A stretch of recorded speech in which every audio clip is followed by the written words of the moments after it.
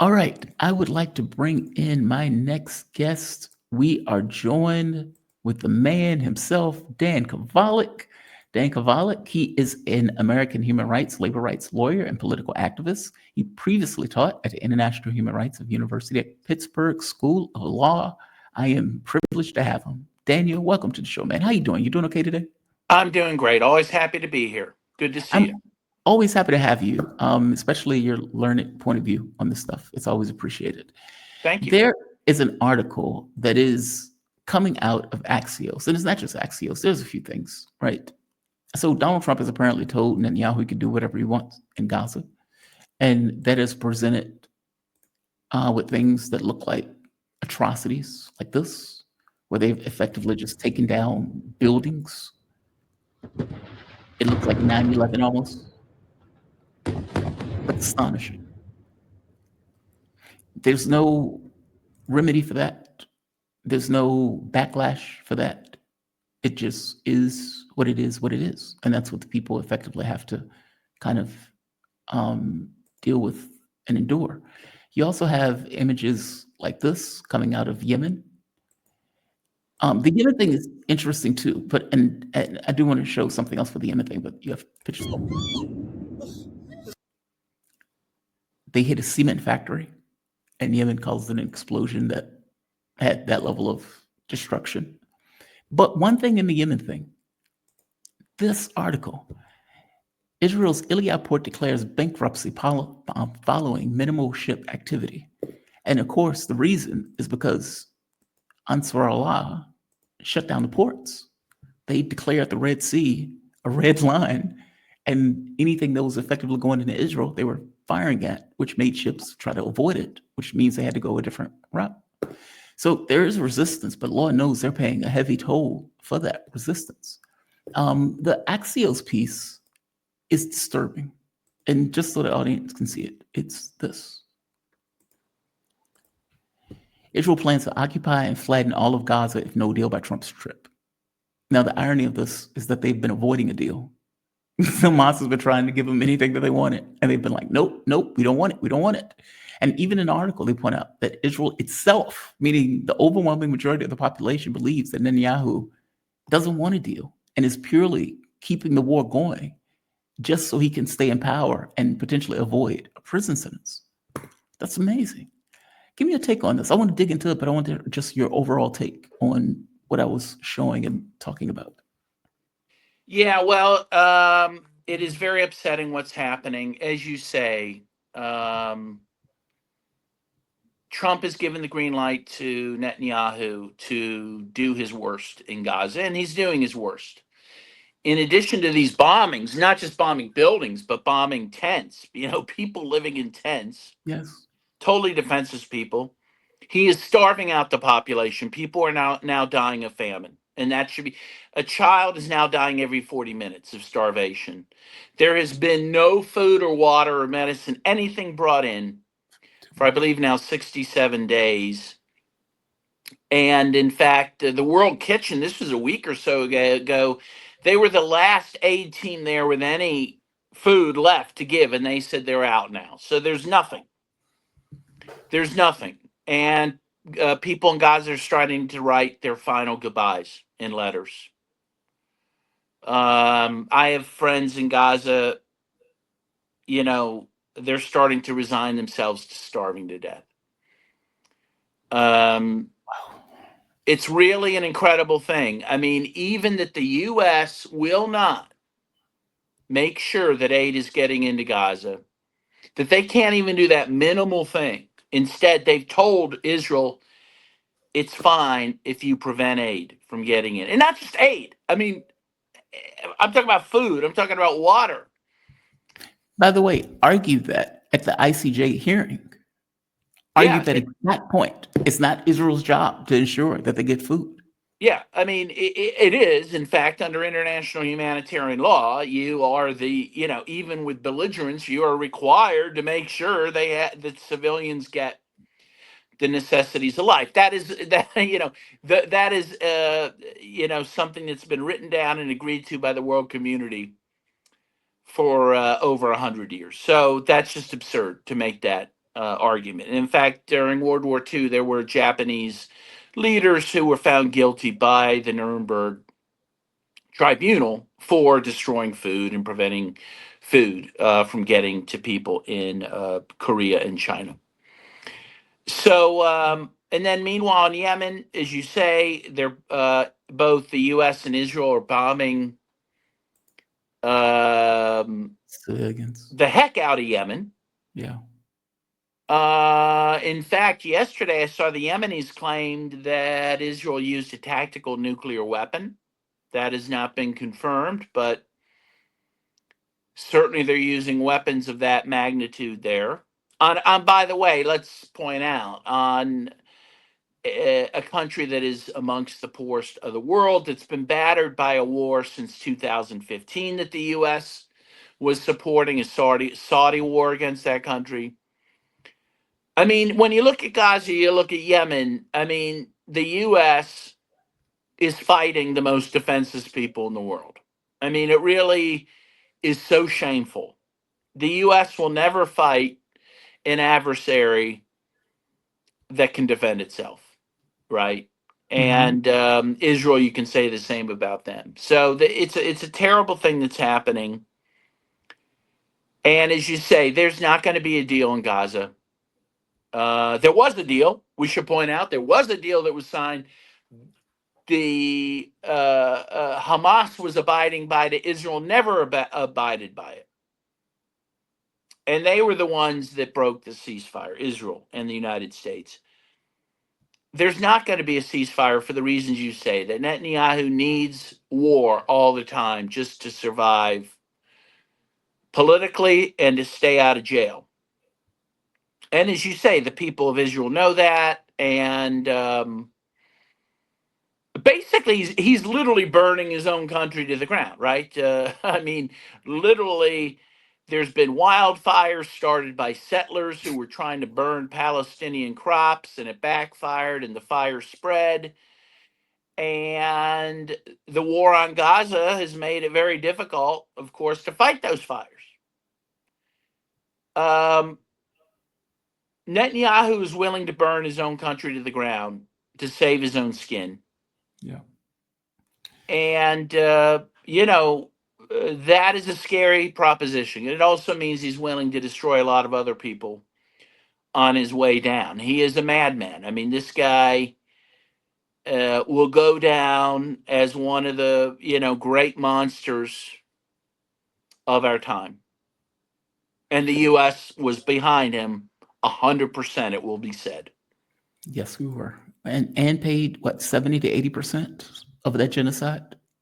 Like literally money, bombs, weapons. They couldn't do it without our support. They couldn't do it without us. The U.S. is refreshing their munitions every 16 hours. And then Without that, they couldn't prosecute the war. And then you get people like this in Congress that say, I love blocking Muslim terrorists. They clearly aren't too hungry, but this line, hey, Muslim terrorists, starve harder. Right here, starve away, he puts. That's astonishing. They're starving 2.2 million human beings, 2/3 of which are women and children. Yeah. And there's not an ounce of humanity in him, where his thing is starve harder. And to make this even worse, they are forcing people, you could say force marching, hungry people into concentration camps that are so tiny, like right here. So this is, who put this up? Suppress News. All right. There's articles to this that I have, but this makes the point that much clearer, which I like.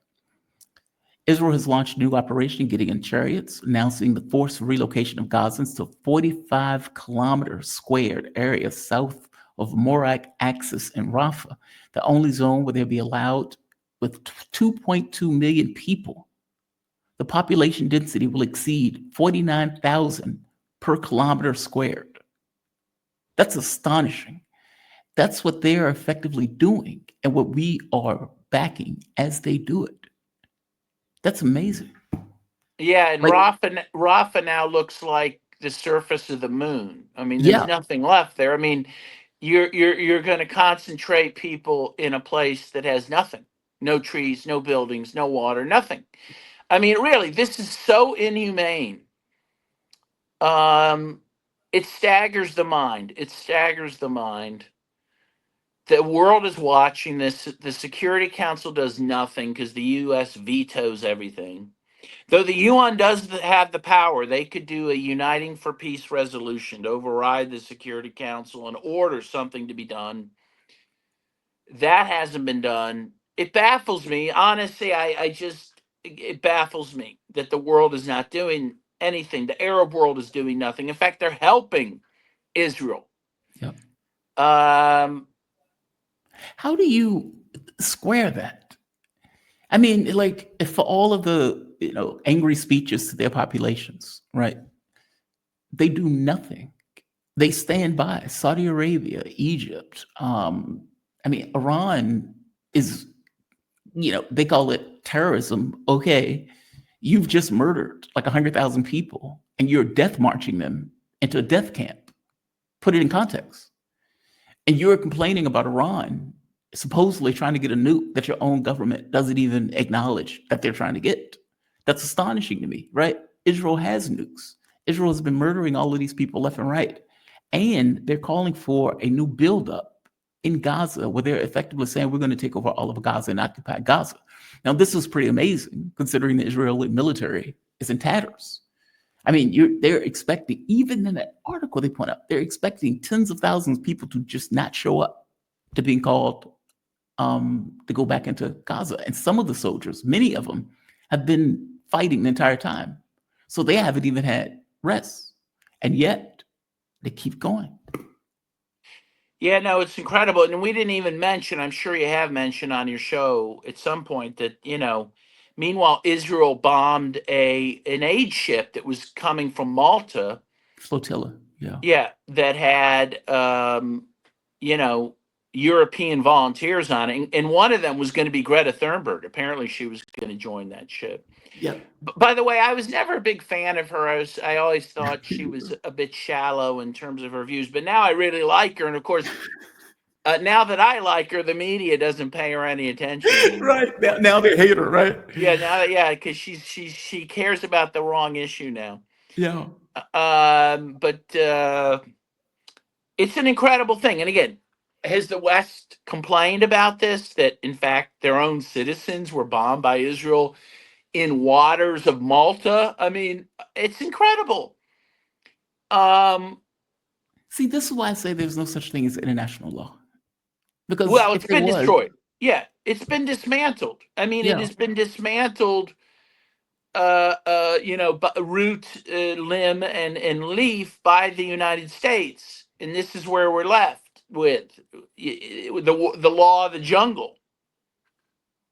yeah, And that's why a country like Yemen is fully within its rights to do what it's doing to try to defend the people of Gaza any way it can. I mean, they're the real country that's a standout, that's doing something decent here.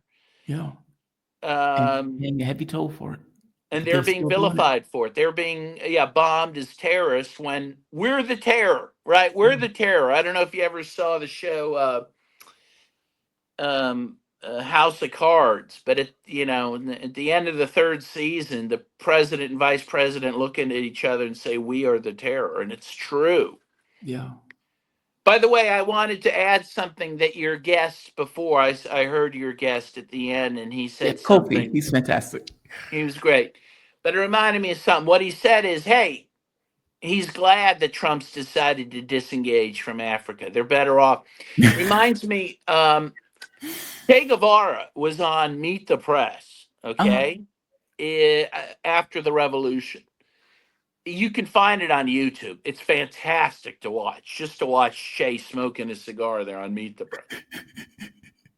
And they ask him, what do you want from the United States? What do the Cubans want from the United States? And he says, Nothing. honestly, we want you to forget about us. Yeah. Just forget we even exist. Just go away. Leave us alone, right? And I think that is what the global South wants from the US and the West. Just go away. Stop stealing our stuff. Stop meddling in our government. Stop killing our people. And I'm glad he mentioned Congo because, Congo is a country that is not talked about enough. Mm.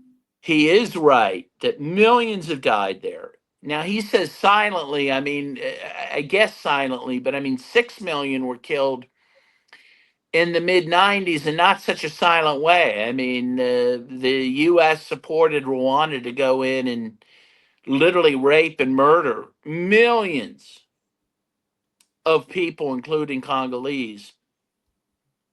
That was Wow. under Bill Clinton, of course, your tax dollars at work.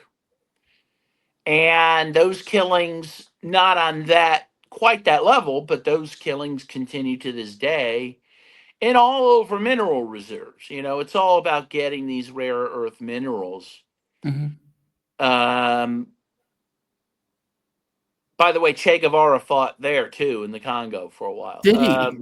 Yeah, he did. There's a movie called Che in the Congo. It's a very interesting movie. I've done a lot of work with the Congo actually, and have very good friends who are activists there. They showed a movie called Che in the Congo, which is great. But in any case, all these issues overlap, and that's why it's important to bring them all together. Um, but we're witnessing something terrible, something awful, and I feel beside myself, impotent to be able to change it, to do anything about it. I think all of us do. I mean, it's one thing if it's invisible. Okay, well, if it's invisible, it's invisible, right? You can't see it. It's another thing when you open up Twitter and video after video. There's a kid starving. There's a kid getting shot. There's a building being blown up, and it's almost like your awareness of it makes you impotent to do anything about it on some level. It's like there's a disconnect somewhere. Like usually awareness is the first step to being able to change a situation. That's not the way this is working. This is very bizarre. It's like we're watching the Nazis, Yeah, well, marching in dudes to death camps. yeah, in And fact, and I'm blanking on her name, but she's very good, very popular Candace critic Owens. of. She's out of Australia. Oh, I'm forgetting her name. Anyway, what she said, and her name will come to me, but she said something very important. It's not just that us viewing these atrocities is part of the plan. They want us to see this. They want us to know that this can be done to anyone at any time, including us. This is terrorizing us too. And that is part of the plan, you know. And Israel in particular, one of its goals is to show step by step that there is no line out there that can't be crossed, right? If they want to starve people, they'll starve people. They want to rape people, they'll rape people. They want to murder children, they murder children, and no one will do anything about it. And they want to prove that they can do that. And when you see these videos, you see the photos every day on Facebook. I see photos of these beautiful children, and it says that they were just killed. All right. And again, the West wants to prove to you we can do that. We're going to do that, and you can do nothing about it. I do think this is trying to wear us down morally, and that's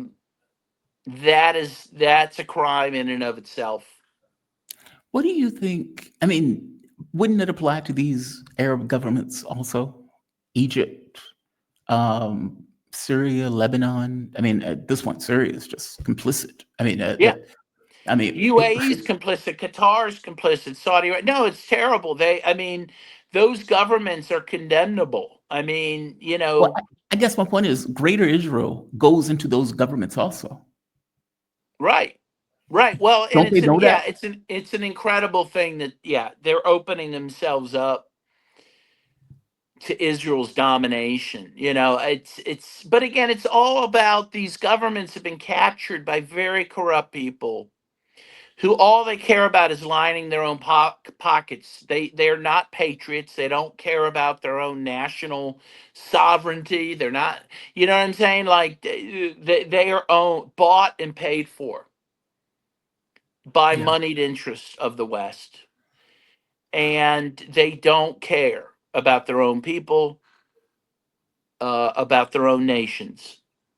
And the same, by the way, can be said of the Western leaders. They don't care about their own people or nations either. They care about is lining their pockets. You know, we live in a world where people can make money by just having money, and they can make money, internationally without building anything, without laying one brick on another brick in their own country, right? And that's a new world. That wasn't always the case, right?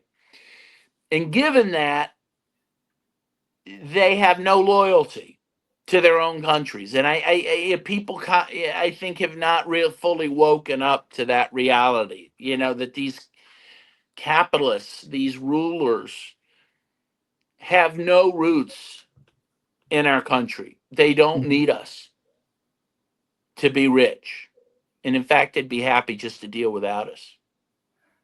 Well, at some point, there's going to be tech and robots. Yeah, And I don't think people fully grasp that reality, that it is incentivized.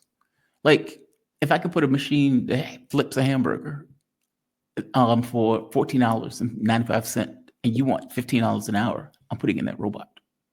If I can set up a store where you can walk in and walk out and I don't need a cashier, then that cashier is no longer going to have a job. And the moment that you can get a society that's arranged that way, then you need workers less. I don't need you to work in a factory if I can have an automated factory. I don't need you to work in that store. I don't need you to drive that Uber. Like, that is control in a way that we have never seen before. That is breathtaking. yeah, I, no, it is. I saw a video out of China. It was incredible. They have these little, I don't know how to call them, but they're these flat little things. They can go under cars and move them. They don't need people to move cars. They just send wow. these robots underneath them. They lift them up and they move the cars. They don't need valets, right? And again, that's where the world's moving. We won't need truckers. We'll have, right, which is a major industry, right, and a Yeah. major employer. There'll be self-driving cars and trucks and all that. You know, no, it'll be a brave new world uh, an economy without workers. And what is going to be done with those workers? How are they going to make a living? How are they going to find meaning? Even now, lawyers. You know, I'm a lawyer, and I don't do this myself, but I know lawyers who most of the briefs they write through Chat GB. What is it? Chat? Are you serious, Chat GPT? Yeah, just Chat GBT. Now, by the way, and then they'll send me the draft, and there'll be many bad mistakes. Like they'll cite cases for propositions where those cases stand for the exact opposite. It's very dangerous. But they will probably get that technology better. But yeah, no, people, again, writers, screenplays will be written by AI, books. I mean, legal briefs. Robots are already conducting surgery in Mhm. hospitals. Yeah, no, it's. I guess we're getting a little far off field, but I mean, but maybe not. I mean, the point is, human life is becoming. Look, to the ruling class, the only thing we ever were was labor to Yes. begin with, right? To create wealth for them. They They didn't don't care need about our us. labor, Yeah. so Yeah. they can wipe people out. They can wipe them off the map. And by the way, there's nothing wrong with that if labor controls the tools of production. The Well, issue that's is when right. this stuff goes to the 1%. We You could know, have when these, yeah. And if you had a social welfare state, we could all go yeah, fishing all day. That's fun, yeah. exactly. But I don't think that's the plan. Sadly, that's the plan. So that's not the plan, right? Right. Yeah, we're off base. I'm sorry. But you're absolutely right. They don't need us. They don't care about us. And the part of me thinks, okay, well, like, what does somebody who's Arab think when they see that? Like, because on some level, it gives value, right? It's it's society appropriating value in human terms of what you're worth. Like when the Nazis were doing that to the Jews, okay, what did you think you were worth that you knew a larger society out there? And see, this is even different than that, right? Because they didn't have Twitter, they didn't have Facebook. It wasn't like America was watching them do that. It wasn't like the Russians were watching them do that. They came across the death camps and liberated those camps. This is different. This is not the same. Like, this is the world seeing this, and the world on some level not doing anything implicitly says it's okay. Oh, Like I that. think it's Oh, that more is than devastating. implicit. It's more than implicit. Yeah, the world is saying it's okay. Do you know that Israel has been dropping leaflets onto Gaza telling the people no one cares about you? The world doesn't care about you. The Arabs don't care about you. Wow. Which is obviously very, very cruel and wrong. But the truth is that It's true. there's some basis to that. And that's a Yeah. terrible thing. But, and the people of Gaza know it. I mean, they know they've been abandoned. And it's just heartbreaking. Yeah, I've never seen anything like it in my lifetime. Just when you thought it couldn't get worse, it gets worse. And So we what is need the to goal? resist. Let me just say that as we start to finish up here, we need to resist with every fiber of our being. We need to speak truth. We need to speak out against these atrocities, call them what they are: atrocities, abominations. And we can't lose our humanity. They want us to lose our humanity by watching these crimes and becoming inured to them, used to them. And we can't do that. We can't let ourselves do that. Yeah, it's an outrage. You can't, like I saw somebody was like, Jamal, you shouldn't say this. There was a protest, I think, taking place, I forget in what university, and they were setting stuff on fire. They were like flipping out. And I said, these people are doing God's work. And somebody said something to the effect of, oh, dude, this is not good to say. And as I pointed out, we're run by sociopaths. What is the other reaction? Yeah, Like, no, it's true. Yeah. yeah, if you're run by sociopaths and these people are committing murders and the people were burning stuff to make a point, and you're like, hey, they're burning stuff. It's like, dude, you're missing the point. Like, they are making a point. You're run by sociopaths. That is more of an issue than the fact that they're burning stuff. I get it. I don't like, chaos either. I don't necessarily want to go to a particular place and people are burning stuff down. That's not the most joyous thing in the world for me, right? By the same token, there is something that is taking place that is breathtakingly horrible. Horrible is not even the right word for it. Atrocity is probably a better word for it. Genocide is a better word for it. What is the reaction? Like what is the rational reaction to seeing a genocide? It's not normality. It's just No. not. And so Business as usual cannot continue. And it is that meme, which is, I've said it once, I'll say it again. If you wondered what you would do during the Holocaust as a German, you know now because you're doing it.